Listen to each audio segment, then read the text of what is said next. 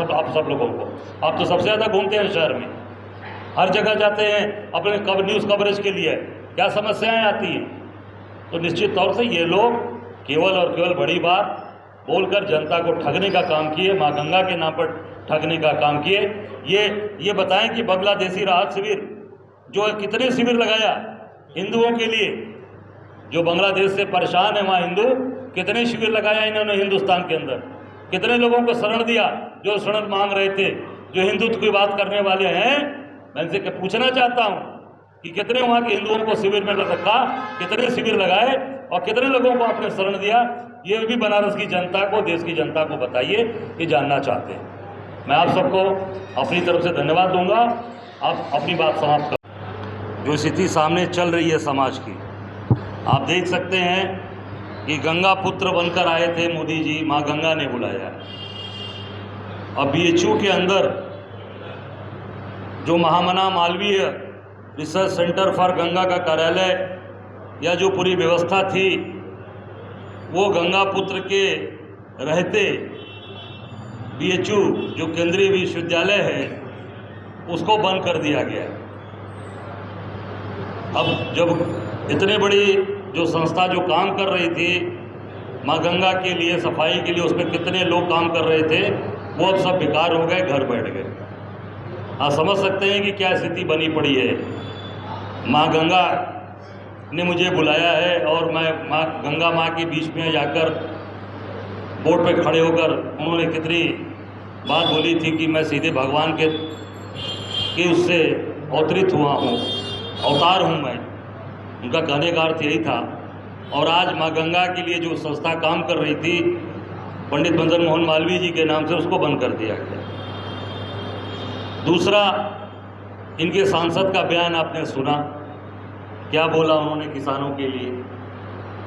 किसान जो दिन रात बेचारा, बरसात कम हुई तो भी फसल खराब, ज़्यादा हुई, हम सब किसान के बेटे हैं, आप सब ज़्यादातर किसान के बेटे होंगे।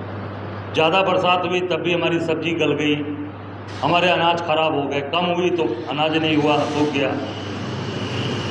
सांड अलग सब खा जा रहे हैं, जो छुट्टे जानवर छोड़ रखा है वो सब खा जा रहे हैं। और उससे परेशान है, बिजली इतनी महंगी कर दी, अनाप शनाप बिजली के दाम हो गए। स्मार्ट मीटर लगाया जा रहा है लोगों के घरों पर, और वो भी स्मार्ट मीटर अडानी जी का है, अडानी जी के द्वारा है ना, नाम लगा हुआ है।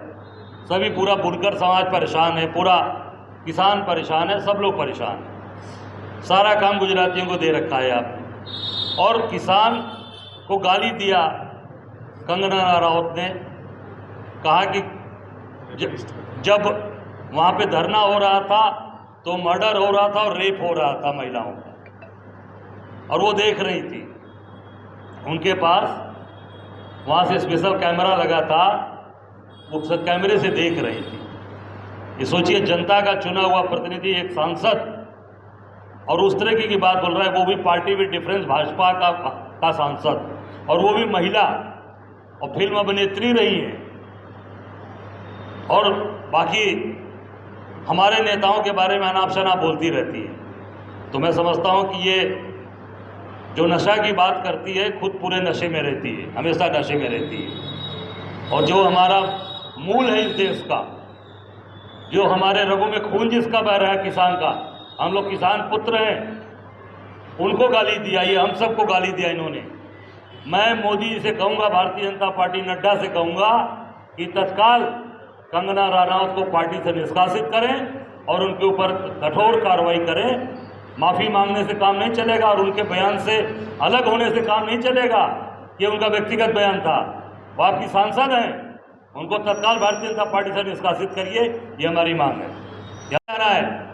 और पूरे बनारस के अंदर आपने पूरी यात्रा निकाली और सब भाजपा RSS के लोग थे उसमें, और अराजकता आपने फैलाई उस दिन पूरी यात्रा निकाल के।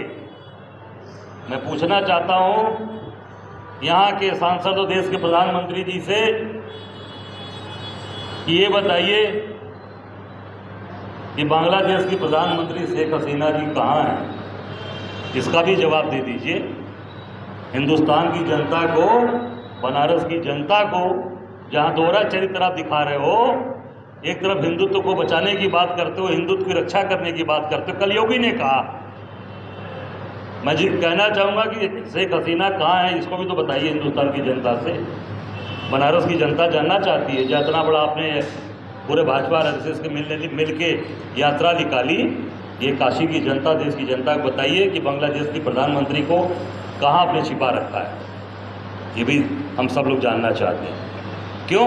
क्योंकि दोहरा चरित्र है। आप बड़ी बड़ी बात बोलते हो, राफेल आप लाओ, चाइना पाकिस्तान को डरवाने के लिए राफेल आ गई और सब घबरा गए, तो बांग्लादेश की तरफ ही घुमाइए राफेल का मुंह चेहरा। क्यों रोक रखा है?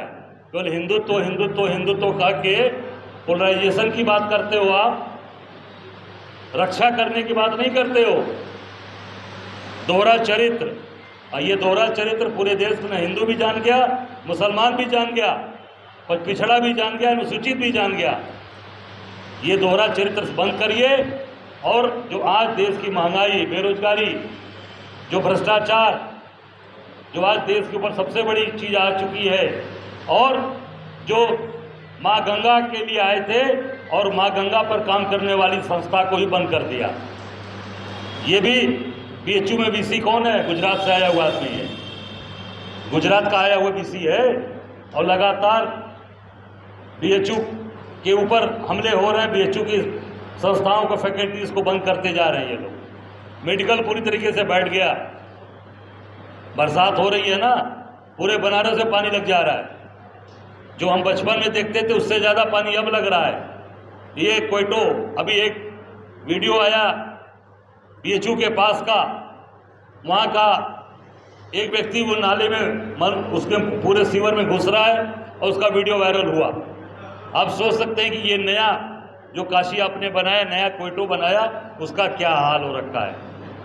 काशी की जनता के सामने असलियत लाइए। मैं तो कहूँगा मोदी जी से कि अपने 10 साल जो अपने यहाँ सांसद रहे हैं, इसका श्वेत पत्र काशी की जनता के सामने जारी करिए। काशी की जनता को बताइए कि कहाँ पर और कितने आपने बनारस में काम किए, किसके लिए काम किया, और आप कितने बनारस के अंदर विकास करके बनारस को अच्छा बना दिया।